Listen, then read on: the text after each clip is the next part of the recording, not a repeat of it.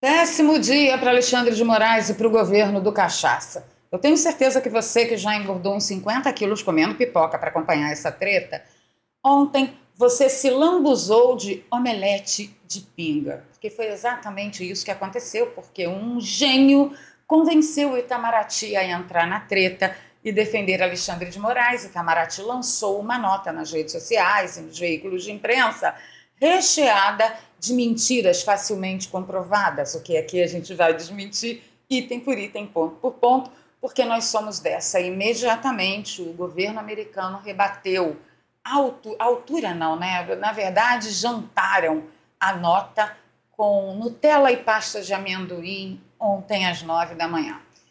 Eu quero conversar com vocês também sobre a lei Sergei Magnitsky. Eu quero apresentar para vocês quem foi o Sergei e por que essa lei Magnitsky é tão apropriada para o caso do ovo que tudo vê, do castelo de cristal da República de Bangladesh do Sul das Bananas. Vou pedir seu like logo agora no início do vídeo, compartilhamento nas redes sociais e nos grupos de Telegram e Zap.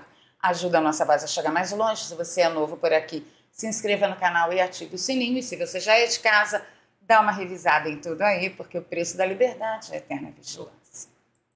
Mas a primeira coisa que eu quero falar com vocês, fora das nossas matérias de pauta, é que o gabinete de Donald Trump fez sua primeira reunião oficial e abriu isso com oração. Say grace and say one of our meetings, right? Thank you very much. Thank you, Mr. President. Let's pray. Father, we thank you for this awesome privilege, Father, to be in your presence. God, thank you that you've allowed us to see this day. The Bible says that your mercies are new every morning. Não vou deixar passar o vídeo todo não, mas assim, é um alívio para o meu coração e para a minha alma que a nação mais poderosa do mundo, né, esteja pautando o seu governo e a sua administração debaixo das asas poderosíssimas de Deus. E é aí que acontece o então você verá aquele que serve e o que não serve a Deus, aquele que é fiel e aquele que não é fiel. Malaquias 3:18. Vamos para a treta do século. Primeiro, nós vimos nas redes sociais ontem, logo pela manhã, que o Itamaraty havia dado uma declaração que via poucas opções sobre o pedido do STF contra Musk para fazer alguma coisa defendendo Alexandre de Moraes. A chancelaria brasileira entende que uma intermediação oficial pode intensificar as tensões com os Estados Unidos e transformar o caso do governo em um problema para o governo federal. Mas por que eles não ficaram só nisso, meu Deus do céu? Algum gênio magnífico convenceu o Itamaraty a dar uma resposta e eu vou ler a nota para vocês. Eu tenho certeza que vocês já viram, mas a gente aqui é dessas, cobrir a notícia toda, porque senão daqui a pouco a gente vai ser acusado de estar fazendo fake news. Vamos lá. O governo brasileiro recebe com surpresa a manifestação veiculada hoje pelo Departamento de Estado norte-americano a respeito de ação judicial movida por empresas privadas daquele país para eximirem-se do cumprimento de decisões da Suprema Corte brasileira. Preste atenção no nível de hipocrisia e burrice. O governo brasileiro rejeita com firmeza qualquer tentativa de politizar decisões judiciais e ressalta a importância do respeito ao princípio republicano da independência dos poderes contemplado na Constituição Federal Brasileira de 1988. A manifestação do Departamento de Estado distorce o sentido das decisões do Supremo Tribunal Federal, cujos efeitos destinam-se a assegurar a aplicação no território nacional da legislação brasileira pertinente, inclusive na exigência da constituição de representantes legais a todas as empresas que atuam no Brasil. Isso é mentira, tá? Já falei sobre isso com vocês ontem. A liberdade de expressão, direito fundamental consagrado no sistema jurídico brasileiro, deve ser exercida no Brasil em consonância com os demais preceitos legais vigentes, sobretudo os de natureza criminal. E é exatamente aí que Elon Musk tem todas as provas, a Meta também tem todas as provas, a Google também tem todas as provas para provar que o Brasil está mentindo, o governo brasileiro está mentindo. O Estado brasileiro e suas instituições republicanas foram alvo de uma orquestração antidemocrática baseada na desinformação em massa. Eles estão chamando os nossos deputados, os nossos representantes, os nossos congressistas que foram lá nos Estados Unidos denunciar, e aquele calhamaço de documentos que eles levaram, tudo de desinformação em massa. É sério isso? É de verdade que eles estão tentando culpar de novo as redes sociais e a desinformação? Pois é. Divulgada em mídias sociais. Os fatos envolvendo a tentativa de golpe contra a soberania popular após as eleições presidenciais de 2022 são objeto de ação em curso no Poder Judiciário brasileiro. E aí eles estão querendo culpar a desinformação, culpar as redes sociais e culpar a tentativa de golpe. Olha, quando Alan dos Santos foi banido mundialmente, por exemplo, o canal Terça Livre foi banido mundialmente, por exemplo, da plataforma do YouTube, não tinha nem Lula para voltar ao poder. Foi durante a gestão de Bolsonaro. Então isso aqui cai por terra. Vamos seguir que a página do Itamaraty republicou a mesma nota e ele sofreu, a página sofreu um monte de checagem, como por exemplo, é simplesmente falso que a legislação brasileira exige que sites possuam representante legal no país. Há uma discussão a respeito, mas não houve aprovação. E o Marco Civil da Internet também silencia a respeito. Essa exigência não se sustenta diante de milhões de sites existentes no mundo. Quer dizer que tudo quanto é site que existe no mundo que você, aqui do Brasil, quiser acessar, vai ter que perguntar, ministro, esse site aqui tem representante legal no Brasil? Porque senão eu vou obedecer o senhor, eu não vou acessar. Faça-me um favor. E tem mais, gente, ó. O órgão do governo erra ao negar que o próprio presidente do STF deixou claro. Hoje o STF é um ente político no Brasil. Isso per si já torna tudo que a corte fez desde 2020 inconstitucional. Pessoal, pega pesado, tá? E detalhe, tudo com link. Existem bilhões de sites operando no Brasil e é impraticável exigir representante legal de todos eles. Ao exigir do Rumble, o STF age politicamente. O STF, especialmente o ministro Alexandre de Moraes, tem tomado várias decisões ilegais, entre elas a criação do inquérito do fim do mundo que ele usa para perseguir seus desafetos, a prisão de Felipe Martins sem que ele tenha cometido nenhum crime. Eu já avaliei todas as notas como útil, verificando todos os links, porque sim, eu tenho autorização do X, eu sou credenciada ao X, tanto para avaliar as notas quanto para escrever notas, e eu já deixei a minha por lá. E a Ana Paula Henkel, ela fez uma nota de checagem, a nota do Itamaraty, e mostrou aqui que a nota mente quando diz que porque tem que respeitar a soberania dos países e aqui nós temos leis. Ocorre que Alexandre de Moraes, quando impetrou ordem escondida, ordem sigilosa, para que as redes sociais censurassem perfis no mundo inteiro, foi o Alexandre de Moraes que, primeiro, por ser uma ordem sigilosa, incorre em crime, quebrou as leis brasileiras e, ao obrigar, sob pena de multa e prisão de seus representantes aqui no Brasil, como foi no caso do X, do não cumprimento das ordens sigilosas dele, censurar mundialmente uma pessoa, um perfil, ele que feriu a soberania de outro país. Então, assim, vai ficar essa palhaçada? Não, não vai. Por quê? Porque nós temos todas as provas do que está sendo acusado a respeito de Alexandre de Moraes. E aí, imediatamente, o governo americano respondeu. O respeito pela soberania é uma via de mão dupla com todos os parceiros dos Estados Unidos, incluindo o Brasil. Bloquear o acesso à informação e impor multas a empresas sediadas nos Estados Unidos por se recusarem a censurar pessoas que vivem nos Estados Unidos é incompatível com valores democráticos, incluindo a liberdade de expressão. Nosso Senhor! Olha, nós não passamos mais vontade de ter nossos desejos atendidos. E olha que nós estamos só no início da construção dessa ponte. Anotem aí. Vai feder, brava gente. Eu tenho certeza que vai feder. Doutor André Marsiglia disse o seguinte. Tem 5 erros aqui na nota do Itamaraty, erros jurídicos, 1. A nota diz que a manifestação dos Estados Unidos sobre a ação judicial em que empresas americanas se eximiam de cumprir decisões do STF está errada. Por quê? Porque a manifestação foi sobre as decisões do STF não serem legais e não obedecerem às formalidades necessárias. Ninguém está obrigado a cumprir lei ilegal ou com vício formal de citação e intimação. Intimação por e-mail, vocês lembram? A intimação por rede social também. Aliás, foi o que o judiciário norte-americano asseverou na decisão da Rumble. 2. A nota rejeita que se politizem decisões judiciais, mas politizar decisões é tudo que o STF tem feito e assumido fazer. A manifestação norte-americana reage justamente a isso.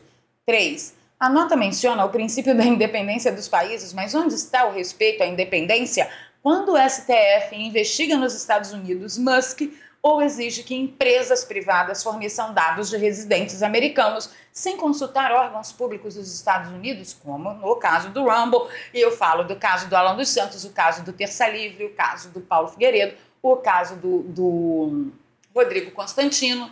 E aí a gente não está falando só de, porque eu quero dados. Eles são cidadãos americanos, eles têm o seu passaporte cancelado e seus bens brasileiros apreendidos, que eu chamo assim, uma licença poética de roubo.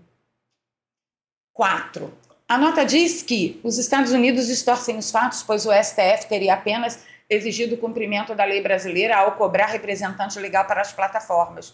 A exigência é discutível, mas indiscutível é que sua ausência não pode acarretar irregularidade capaz de suspender uma plataforma. Do que ele está falando? Você pode até discutir sobre o assunto, mas a ausência da lei é indiscutível que não pode sobrar, não pode gerar aplicação de nada, de cerceamento nenhum, culpabilidade nenhuma, criminalidade nenhuma. Por quê? Porque não existe lei que exija que uma plataforma, que um site tenha representante no país. Isso estava pretendido no PL 2630 das fake news, que não foi debatido, não foi aprovado, não foi votado, não foi nada. Certinho? São as empresas privadas com função pública, pois nelas circula a liberdade dos usuários. 5º, justifica as medidas de força em razão da existência de um golpe no país, algo que sequer foi julgado ou comprovado. Ou seja, para esse governo e para a atuação de certos encastelados, basta a narrativa deles. E não, judicialmente não pode ser assim. Não pode e não deve. Eduardo Bolsonaro, logo de manhã hoje, deu parabéns ao Jim Jordan e à Maria Salazar pela aprovação da lei que pode vir a cancelar vistos americanos de violadores de liberdade de expressão, ainda que no exterior. Eduardo está agradecendo lá, porque em detrimento a todas as visitas e solicitações e provas que os nossos deputados, nossos representantes levaram aos congressistas americanos, passou na CCJ, o homólogo, né, a nossa CCJ daqui, lá da Câmara, passou a lei que vai cancelar vistos e deportar gente que tenha se metido aí com violação de direitos humanos. Então é bem importante entender que a lei não foi aprovada, ela passou na CCJ, mas tem tudo para ser aprovado. E como a gente não fica atrás em termos de vergonha, né? Lá vem o PT falando que Greizizinha Hoffmann, amante coxa, denuncia que a família Bolsonaro, por apelo aos Estados Unidos contra Moraes, cometeu crime de lesa pátria. Eu não vou nem continuar lendo a matéria para vocês, só vou dizer para vocês o que me causa estranheza. Eu não sabia que um CPF, Alexandre de Moraes, o ovo que tudo vê, virou a pátria inteirinha para que qualquer atitude impetrada contra este cidadão se transforme num crime de lesa pátria. Olha o tamanho que o PT está dando a Alexandre de Moraes. Alexandre de Moraes se tornou toda a pátria Brasil. Vocês entenderam no que o Brasil se transformou? É o Estado Deus. E o mais forte do Estado, com E maiúsculo, se transforma em Deus. É o culto à personalidade, meu amigo. Busque aí na internet do que se trata, que você vai entender tudo e mais um pouco. Mas, como não era de se estranhar, vem a moleca de recados dos encastelados, né, lá do Castelo de Cristal, da República de Banânias, e disse: Moraes não tem hábito nem planos de viajar aos Estados Unidos, dizem interlocutores. Deixa aí nos comentários para mim. Você acha mesmo que Alexandre de Moraes está entendendo tudo o que está acontecendo com ele, que pode vir a acontecer? A ponte que foi construída e o calhamaço de documentos que são provas que atestam que ele não só não respeitou a soberania e os direitos humanos fora do Brasil, como também descumpriu leis brasileiras? Vem cá, eu conto ou você conta? Decida aí para mim nos comentários. Tá divertidíssimo de ver. E Eduardo Bolsonaro também veio, né, mais tarde, na rede social e chamou a atenção para o seguinte: Elon Musk e Nayib Bukele não são antidemocráticos. Por que ele está falando isso? O Elon Musk postou num dado momento do dia o seguinte: a única maneira de restaurar o governo do povo na América é impeachment de juízes. Ninguém está acima da lei, incluindo juízes. Foi o que foi preciso para consertar El Salvador. O mesmo se aplica à América. E Nayib Bukele respondeu embaixo: se você não empichar os juízes corruptos, você simplesmente não pode consertar o país. Eles formarão um cartel, uma ditadura judicial, e bloquearão judicialmente todas as reformas protegendo a corrupção sistêmica que os colocou em seus assentos. Para mim, isso faz muito sentido. E para você? Deixa nos comentários, mas deixa com cuidado. Eu quero abrir aqui um momento muito especial para a gente falar do Sergei Magnitsky. Quem foi esse homem e do que se trata essa lei? Por que essa lei aconteceu? E por que ela é tão adequada para a situação que nós estamos vivendo aqui no Brasil com o ovo que tudo vê?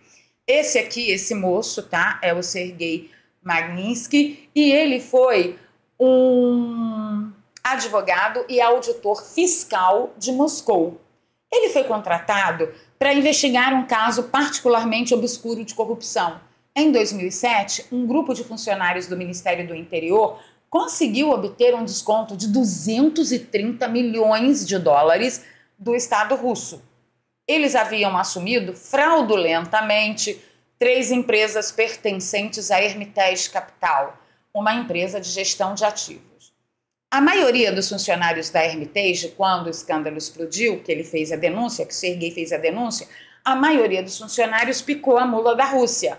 Mas Sergei Magnitsky ficou em Moscou e ele descobriu absolutamente tudo e saiu denunciando todas as grandes pessoas, as autoridades da Rússia que estavam envolvidos com essa grande fraude.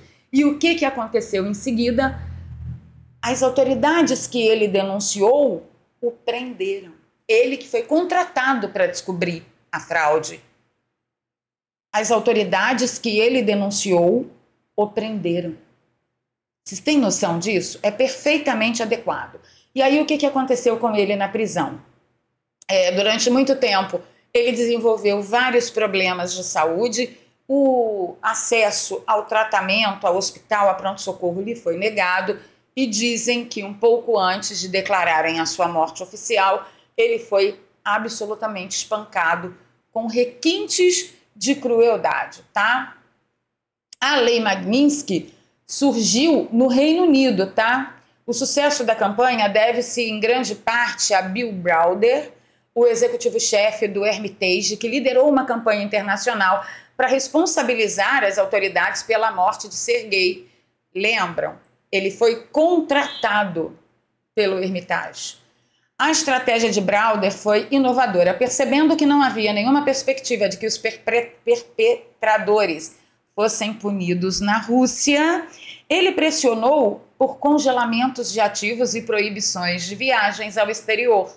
Muitos funcionários do Kremlin são extremamente ricos e Browder calculou que privá-los de sua riqueza e capacidade de visitar a Europa e os Estados Unidos seria prejudicial. Gênio!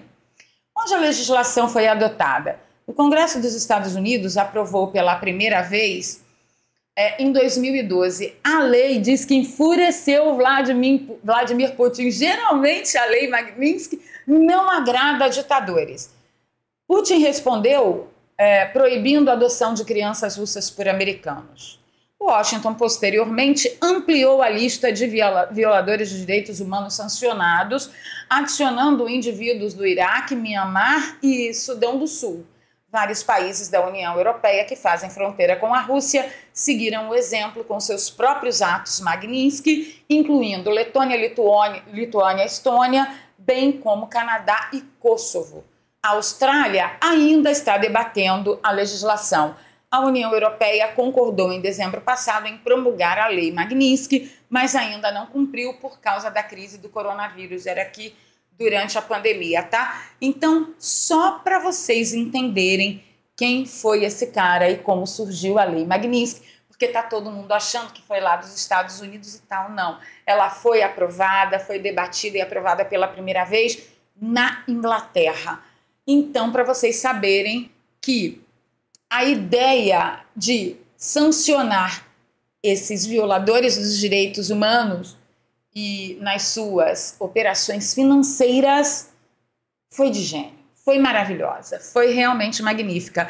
E é exatamente aí que parece que o ovo que tudo vê foi incluído nessa bagaça toda, meu amigo. Vai ficar sem SWIFT, como eu expliquei no vídeo de ontem de manhã. Eu acho justo. Eu só não acho justo que isso aborde e abarque só o ovo que tudo vê. E aí, o que você acha que vai acontecer daqui para frente? Eu quero saber a sua opinião agora. Gostou do omelete de pudim de pinga que você comeu ontem, durante o dia todo? Conta aí para mim nos comentários. Antes de ir embora, quero dar um recado para você que está aí cansado de CLT, está desempregado, está precisando fazer uma grana extra, está perdendo aí o seu imóvel para o leilão da Caixa Econômica Federal. Saiba que com o advento da internet você tem uma grande oportunidade de fazer uma grana em dólar a partir da sua casa, trabalhando com computador, notebook ou a partir do seu celular. Tudo que você precisa fazer é aprender sobre como funcionam as coisas na internet. Eu tenho dito aqui, existem hoje dois tipos de pessoas: aqueles que consomem conteúdo na internet e aqueles que produzem conteúdo na internet. E como você faz para ser um produtor de conteúdo? Aponta o seu celular aqui para este QR Code que você vai ser endereçado, direcionado para o WhatsApp da equipe de atendimento do Daniel Alvarenga, meu amigo, que também é youtuber, e ele desenvolveu um método para você dominar, ganhar dinheiro em dólar nas redes sociais e pela internet a partir do zero, mesmo que você não saiba nem copiar e colar. Pode acreditar, você vai defender uma boa grana aí, dedicando pelo menos 2 horas por dia e vai poder ainda agregar com o seu trabalho atual. Link na descrição e no comentário fixado. Vou ficando por aqui, pedindo seu like, seu compartilhamento e sua opinião. O que passa pela sua cabecinha que ainda deve estar meio bêbada de tanto omelete de pinga que tu comeu ontem? Deixa aí pra mim.